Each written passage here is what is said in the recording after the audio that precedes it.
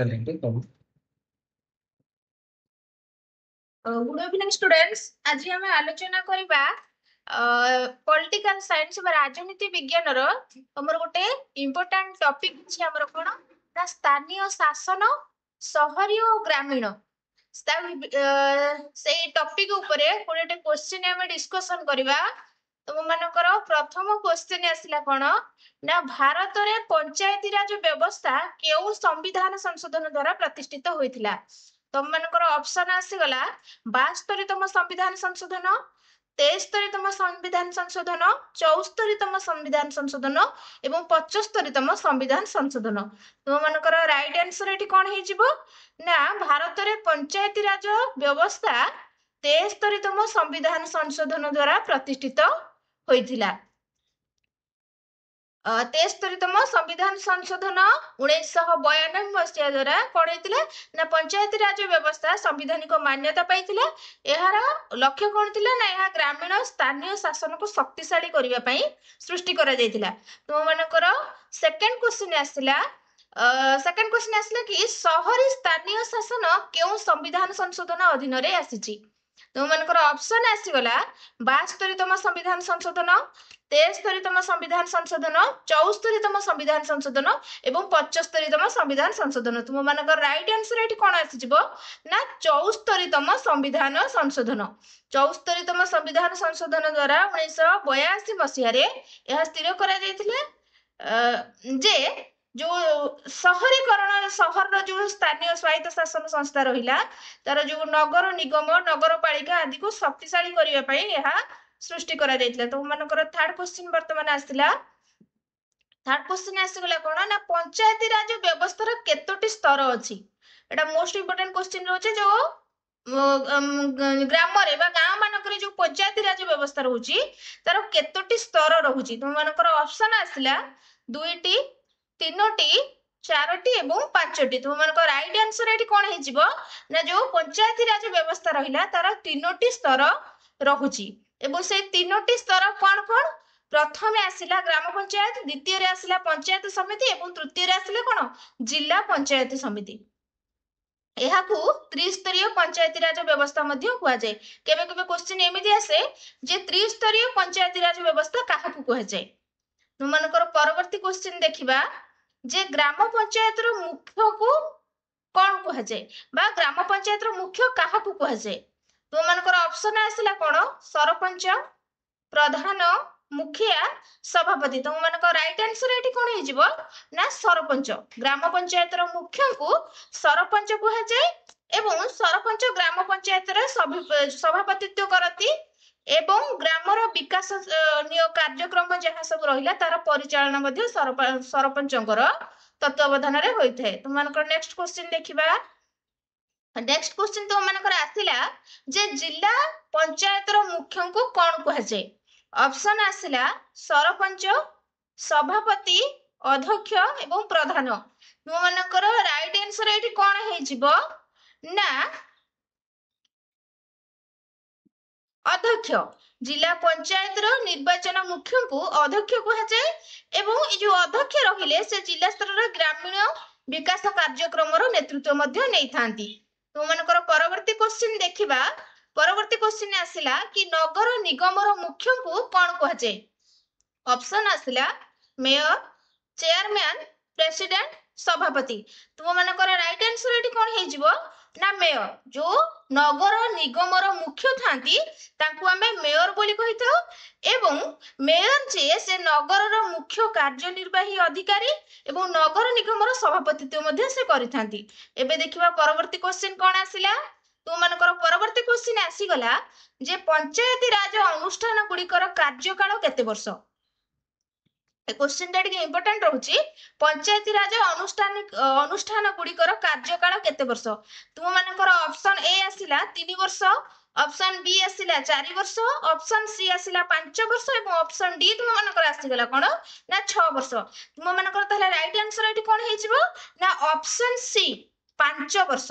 जो पंचायती राज अनुष्ठान गुड़िक रहा तार कार्यकाल होची 5 वर्ष एवं यह संविधान 73तम संविधान संशोधन रे निर्धारण करा जायछि। तुम मानको आ गोटे क्वेश्चन मध्ये एमती आसी परिबो जे पंचायती राज अनुष्ठान गुड़िकर कार्यकाल 5 वर्ष यह केतेतम संविधान संशोधन रे निर्धारण करा जायछि। तुम मानकर राइट आंसर एठी हे जो कोन ना 73तम संविधान संशोधन। एबे परवर्ती क्वेश्चन देखिबा। तुम मानकर परवर्ती क्वेश्चन आसीगला जे ग्राम सभार बैठक वर्षको सर्वनिम्न केते थर हेबा आवश्यक। जो गाँ मानकरे गोटे सभा हुए से सभाटा वर्षको हमर केते थर होबा आवश्यक। ऑप्शन आसीगला 2 थर 3 थर 4 थर एवं 6 थर। तुम मानकर राइट आंसर एठी कोन हे जिवो ना 4 थर। जो ग्राम सभा बैठक वर्षको हमर सर्वनिम्न 4 थर ही होबा आवश्यक। एवं एही सभारे कोन सब कार्य करा जाय देखो एहा ग्रामीण गणतंत्रर मूलदुआ एवं स्थानीय योजना प्रस्तुतिर गुरुत्वपूर्ण भूमिका पालन करे। जे ग्राम मानकरे कोन सब उन्नयनमूलक कार्य होबो सब एही सभारे ही स्थिर करा जाय। तुम मानकर परवर्ती क्वेश्चन देखिबा। परवर्ती क्वेश्चन आसी गला जे महात्मा गांधी जातीय ग्रामीण नियुक्ति ग्यारंटी योजना केउ वर्ष रे आरंभ होइतिला। ए क्वेश्चन टा मोस्ट इंपोर्टेंट रहिबो जे महात्मा गांधी जातीय ग्रामीण नियुक्ति ग्यारंटी योजना केउ वर्ष रे आरंभ होइतिला। तुम मानकर ऑप्शन आसी गला 2004 2005 2006 एवं 2007। तुम मानकर ताहले राइट आंसर एठी कोन हे जिवो ना 2005। 2005 मसीह रे ए महात्मा गांधी जातीय ग्रामीण नियुक्ति ग्यारंटी योजना टी आरंभ होइतिला। एवं एहार लक्ष्य थिले कोन ना एहा ग्राम रे जते परिवार सब रहुची सेमानकु वर्षकु 100 दिन कामर ग्यारंटी प्रदान करिवो। तापरे नेक्स्ट क्वेश्चन तुम मानकर कोन आसिला ना स्वच्छ भारत मिशन केउ वर्ष रे आरंभ होइतिला। ए क्वेश्चन टा टिके इंपोर्टेंट रहउची जे स्वच्छ भारत मिशन केउ वर्ष रे आरंभ होइतिला। तुम मानकर ऑप्शन आसी गला 2013 2014 2015 एवं 2016। या भितरु तुम मानकर राइट आंसर कोन हे जिवो ना 2014 मसीह रे स्वच्छ भारत मिशन आरंभ होइतिला।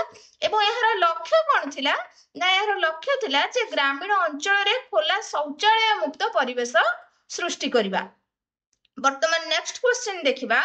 तुम मानकर नेक्स्ट क्वेश्चन आसी गला जे पंचायती राज अनुष्ठान गुडी करे महिला मानक पई केते प्रतिशत संरक्षण हे कि रखा जायछि। तुम मानकर ऑप्शन आसिला 25% 30% 33% एवं 50%। तुम मानकर राइट आंसर एठी कोन हे जिवो ना ऑप्शन सी 33% जो संख्या रहुची संरक्षण संख्या रहुची सेटा महिला मानक पई संरक्षित हे कि रखा जाउची। एवं एहार लक्ष्य कोन ना एहा महिला मानकर राजनैतिक सशक्तिकरण करिबारे गुरुत्वपूर्ण भूमिका ग्रहण करे एवं महिला मानक आगु जिबारे मध्ये एहा बहुत सहाय्य करे। वर्तमान परवर्ती क्वेश्चन देखिबा। तुम मानकर परवर्ती क्वेश्चन आसिला कोन ना नगर पालिकार मुख्य को कोन कुहा जाय। क्वेश्चन टा टिके इंपोर्टेंट रहइबो जे नगर पालिकार मुख्य को कोन कुहा जाय। तुम मानकर ऑप्शन आसिला मेयर चेयरपर्सन प्रेसिडेंट सभापति। ए चारिटा भितरु तुम मानकर राइट आंसर एठी हे जिवो चेयरपर्सन। जो नगर पालिकार मुख्य अछंती ताको चेयरपर्सन कुहा जाय। एवं ए जो चेयरपर्सन रहिसंती हमर एरा ए कोन करंती ना नगर पालिकार सभापतित्व करंती। वर्तमान परवर्ती क्वेश्चन देखिबा। परवर्ती क्वेश्चन तुम मानकर आसिला कोन ना ग्राम पंचायतर सदस्य को कोन कुहा जाय। ए क्वेश्चन टा टिके बुलेक देछि जे ए क्वेश्चन टा प्राय समय पकोछि ग्राम पंचायतर सदस्य को कोन कुहा जाय। ऑप्शन आसिला वार्ड सदस्य पंच काउंसिलर प्रतिनिधि। तुम मानकर राइट आंसर एठी कोन हे जिवो ना पंच। जो ग्राम पंचायतर सदस्य मानक कोन कुहा जाय पंच बोली कुहा जाय। एवं एही पंच माने ग्रामर विभिन्न वार्ड रो निर्वाचित होई ग्राम पंचायत गठन करिथांती। वर्तमान नेक्स्ट क्वेश्चन तुम मानकर देखिबा जे नेक्स्ट क्वेश्चन तुम मानकर कोन आसिला ना पंचायत समितिर मुख्य को कोन कुहा जाय। ऑप्शन आसिला सरपंच सभापति अध्यक्ष प्रधान। ए जो पंचायत समितिर मुख्य रहिले ताको कोन कुहा जाय ना राइट आंसर तुम मानकर एठी हे जिवो सभापति। पंचायत समितिर मुख्य को सभापति कुहा जाय। एवं ये जो सभापति ये ब्लॉक स्तर ग्रामीण विकास कार्यक्रम रे समन्वय करिथांती। ବର୍ତ୍ତମାନ ପରବର୍ତ୍ତୀ କ୍ୱେଶ୍ଚିନ୍ ଦେଖିବା। ପରବର୍ତ୍ତୀ କ୍ୱେଶ୍ଚିନ୍ ତୁମ ମାନଙ୍କର ଆସିଲା ଯେ ଭାରତରେ ପ୍ରଥମ ନଗର ନିଗମ କେଉଁଠାରେ ଗଠିତ ହୋଇଥିଲା।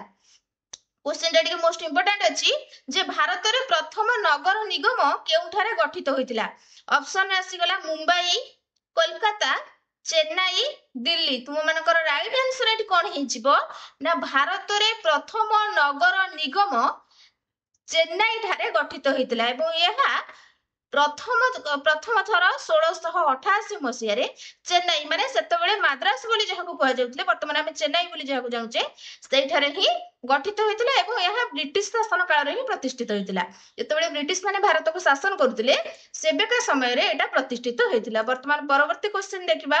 ପରବର୍ତ୍ତୀ କ୍ୱେଶ୍ଚିନ୍ ତୁମ ମାନଙ୍କର ଆସିଲା ଯେ ଜନ ଅଧିକାର ଅଧିନିୟମ ବା ଆରଟିଆଇ କେଉଁ ବର୍ଷରେ ପ୍ରଣୟନ କରାଯାଇଥିଲା।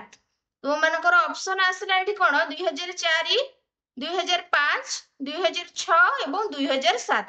ତୁମ ମାନଙ୍କର ରାଇଟ୍ ଆନ୍ସର ଏଠି କଣ ଆସିଯିବ ନା 2005 ମସିହାରେ ପ୍ରଣୟନ କରାଯାଇଥିଲା ଏବଂ ଏହା ସ୍ଥାନୀୟ ଶାସନର ସ୍ୱଚ୍ଛତା ଏବଂ ଉତ୍ତରଦାୟିତା ବୃଦ୍ଧି କରିବା ପାଇଁ ଗଠନ କରାଯାଇଥିଲା। ପରବର୍ତ୍ତୀ କ୍ୱେଶ୍ଚିନ୍ ଦେଖିବା।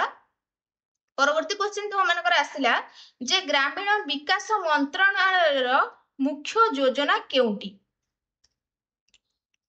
ତୁମ ମାନଙ୍କର ଅପସନ ଆସିଗଲା ଅପସନରେ ଯାହା ସବୁ ରହିଛି ଏ ଯୋଉ ତିନୋଟି ଯାକ ରହିଲା ଇଏ ସମସ୍ତ ତୁମର ଏଇ ଯୋଜନାର ଅନ୍ତର୍ଭୁକ୍ତ ରହିଛି। ପରବର୍ତ୍ତୀ କ୍ୱେଶ୍ଚିନ୍ ତମର ଆସିଲା ସ୍ମାର୍ଟ ସିଟି ମିଶନ କେଉଁ ବର୍ଷରେ ଆରମ୍ଭ ହୋଇଥିଲା। ତୁମ ମାନଙ୍କର ଅପସନ ଆସିଲା 2014, 2015, 2016 ଏବଂ 2017। ତୁମ ମାନଙ୍କର ରାଇଟ୍ ଆନ୍ସର ତାହେଲେ ଏଠି କଣ ହେଇଯିବ ନା 2015। 2015 ମସିହାରେ ସ୍ମାର୍ଟ ସିଟି ମିଶନ ଗଠନ କରାଯାଇଥିଲା ଏବଂ ଏହାର ଲକ୍ଷ୍ୟ କଣ ଥିଲା ନା ଭାରତରେ 100ଟି ସହରକୁ ସ୍ମାର୍ଟ ସିଟିରେ ପରିଣତ କରିବା। ବର୍ତ୍ତମାନ ନେକ୍ସଟ କ୍ୱେଶ୍ଚିନ୍ ତୁମ ମାନଙ୍କର ଦେଖିବା। ନେକ୍ସଟ କ୍ୱେଶ୍ଚିନ୍ ତୁମ ମାନଙ୍କର କଣ ଆସିଲା ନା ଗ୍ରାମ ପଞ୍ଚାୟତର ଆୟର ମୁଖ୍ୟ ଉତ୍ସ କଣ। ତୁମ ମାନଙ୍କର ରାଇଟ୍ ଆନ୍ସର ଏଠି ହେଇଯିବ ନାଇଁ ତୁମର ଅପସନ ଆସିଲା ସ୍ଥାନୀୟ କର, କେନ୍ଦ୍ର ଅନୁଦାନ, ରାଜ୍ୟ ଅନୁଦାନ। ତୁମ ମାନଙ୍କର ରାଇଟ୍ ଆନ୍ସର ଏଠି କଣ ହେଇଯିବ ନା ଏଇ ସମସ୍ତ ଗ୍ରାମ ପଞ୍ଚାୟତର ଆୟର ମୁଖ୍ୟ ଉତ୍ସ ସ୍ଥାନୀୟ କରରୁ ମଧ୍ୟ କିଛି ଆସୁଛି, କେନ୍ଦ୍ର ଅନୁଦାନରୁ ମଧ୍ୟ କିଛି ଆସୁଛି, ରାଜ୍ୟ ଅନୁଦାନରୁ ମଧ୍ୟ କିଛି କିଛି ଆସୁଛି। ତେଣୁକରି ପରବର୍ତ୍ତୀ କ୍ୱେଶ୍ଚିନ୍ ଦେଖିବା। ପରବର୍ତ୍ତୀ କ୍ୱେଶ୍ଚିନ୍ ତୁମ ମାନଙ୍କର ଆସିଗଲା ଯେ ଭାରତରେ ସବୁଠାରୁ ବଡ ନଗର ନିଗମ କେଉଁଠି ରହିଛି। ତୁମ ମାନଙ୍କର ଅପସନ ଆସିଲା ମୁମ୍ବାଇ, ଦିଲ୍ଲୀ, କୋଲକାତା, ଚେନ୍ନାଇ। ତୁମ ମାନଙ୍କର ରାଇଟ୍ ଆନ୍ସର ଏଠି କଣ ହେଇଯିବ ନା ଦିଲ୍ଲୀ। ଭାରତର ସବୁଠାରୁ ବଡ ନଗର ନିଗମ ଦିଲ୍ଲୀରେ ରହିଛି। ବର୍ତ୍ତମାନ ଏଇଟା ତିନୋଟି ନଗର ନିଗମରେ ବିଭକ୍ତ କରାଯାଇଛି। ଯଦି ଆମେ ଜନସଂଖ୍ୟା ଏବଂ କ୍ଷେତ୍ରଫଳ ଦୃଷ୍ଟିରୁ ଦେଖିବା ତାହେଲେ ଭାରତର ସବୁଠାରୁ ବଡ ନଗର ନିଗମ ଦିଲ୍ଲୀରେ ହିଁ ଅଛି। ଏଇଠି ତୁମ ମାନଙ୍କର 20ଟି କ୍ୱେଶ୍ଚିନ୍ ର ଆଲୋଚନା ସରିଯାଉଛି ଏବଂ ଯଦି ତୁମ ମାନେ କେତେ ସ୍କୋର କଲ ଦେଖିବା ପାଇଁ ଚାହିଁବ ତାହେଲେ ଯାଇକି ମୋ ଚ୍ୟାନେଲରେ ଭିଜିଟ୍ କରି ଦେଖିପାରିବ। Thank you. ସ୍କୋର କଲ ଆରେ ଯଦି ତମେ ପ୍ରାକ୍ଟିସ କରିବାକୁ ଚାହୁଁଛ ଇଏ କରିବ ନା ସ୍କୋର କଲ ସେଇଟା କହୁଥିଲା ଗୋଟେ କୋଉ ଚ୍ୟାନେଲରେ ମୁଁ ଦେଖିଥିଲି। ସ୍କୋର କଲ କଣ କୋଉଠିକି ଯାଇ ସ୍କୋର କରିବ। ସେ ଏମସିକ୍ୟୁ ଦେଖିବନି